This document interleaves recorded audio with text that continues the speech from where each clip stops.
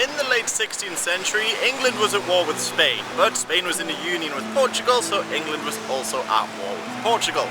And what's important to remember for this story anyway, is that most of the colonies in the New World and Asia were controlled by Spain and Portugal.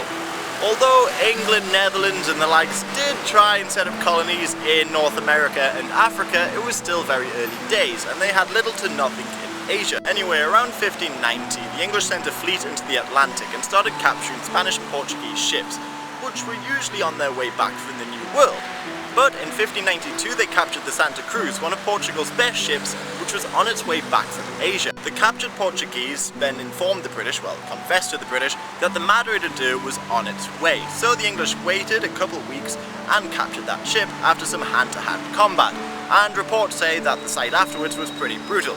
But now the English had a ship 3 times larger than any ship they had. But what's more important is the contents of the ship. It was filled with riches from Asia. There was ebony, porcelain, nutmeg, cinnamon, silk, tapestries, frankincense, over 400 tons of pepper, cloves, and a hell of a lot more. Plus, when the ship was here in Macau, documents detailing China and Japan were loaded on board. When the ship made it back to England, it was subject to a hell of a lot of looting. But even after order had been restored, the contents of the ship were worth around £500,000. Or around 50% of England's treasury at the time. Although capturing the ship didn't change the course of the war, it did change England's perspectives about Asia quite a bit, because during this time colonies were very expensive and a pretty big gamble. So the English became convinced that Asia was a money maker. And in just a couple of years they founded the East India Company, and of course that went on to colonize India, and Britain would later colonize Hong Kong and the likes.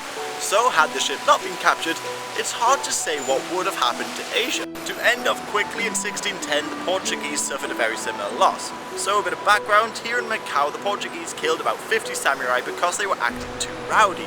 So in response the Japanese captured a Portuguese ship off the coast of Nagasaki. This was the Nossa Senhora da Graça incident, and this lived on in Japanese stories for centuries, but for the Portuguese, it was just another loss of a ship filled with riches.